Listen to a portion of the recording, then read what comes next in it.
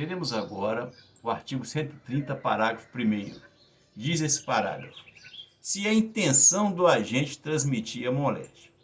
Verifica aqui que aqui o indivíduo ele tem a intenção de transmitir. Então, estamos diante de um crime formal com dolo de dano. Por que formal? Quer dizer, se é a intenção dele e não precisa conseguir transmitir para que o crime se consuma. Só de ele praticar com essa intenção já se consuma, que é um crime formal. Como nós já sabemos, crime formal é aquele crime de consumação antecipada. Tá? Então, olha só, nesse crime ele tem o dolo, aqui ele tem dolo de dano. Então, vamos imaginar que ele transmite com essa intenção. Só de transmitir com a intenção, o crime já está consumado. Mas vamos trabalhar na hipótese que ele transmitiu com essa intenção e ele conseguiu contaminar a pessoa. Se ele conseguiu contaminar a pessoa, já que ele agiu com dolo, se a lesão ocorrida foi uma lesão leve, ele vai receber a pena do parágrafo 1º do artigo 130. Mas lembra que nós explicamos para vocês que esses crimes aqui são crimes subsidiários. E praticou com a intenção de transmitir, transmitiu. Só que ocorreu uma lesão grave, ou ocorreu uma lesão gravíssima, ou dessa lesão ocasionou a morte. Ocorrendo essas situações, ele vai receber a pena ou do parágrafo 1º, ou do parágrafo 2º, ou do parágrafo 3º do artigo 129. Porque, repetindo, aqui nós estamos estudando os tipos subsidiários. Só vai aplicar a pena do parágrafo 1º do artigo 130 se não ocorrer uma situação mais grave. Então, se ele tinha a intenção de lesionar a saúde de outrem, tá? E ele conseguiu o que ele queria, ele vai receber a pena mais grave se por acaso acontecer uma lesão corporal grave do parágrafo 1º, uma lesão corporal gravíssima do parágrafo 2º, ou ocasionar a morte conforme o parágrafo 3º.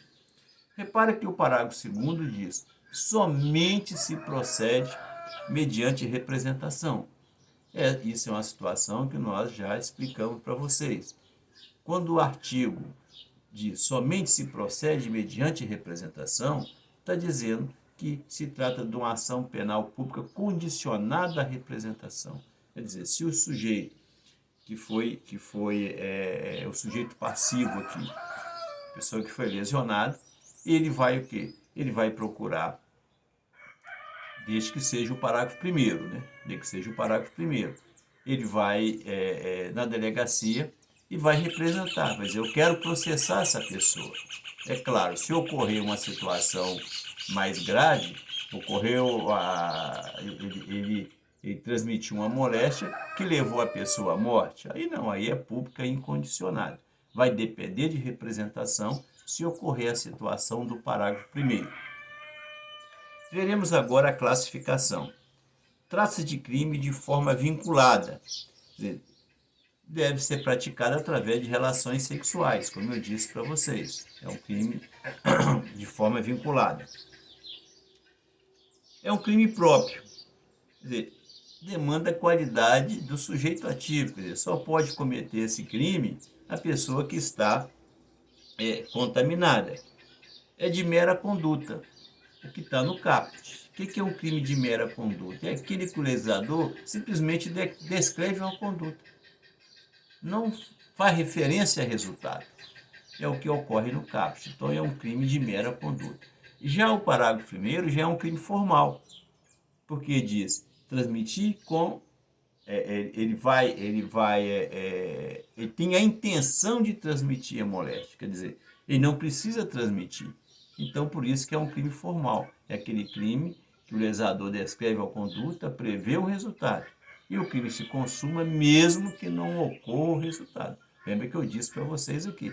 Ele tem a intenção de transmitir, mas se ele não transmitir, o crime dele se consuma a si mesmo.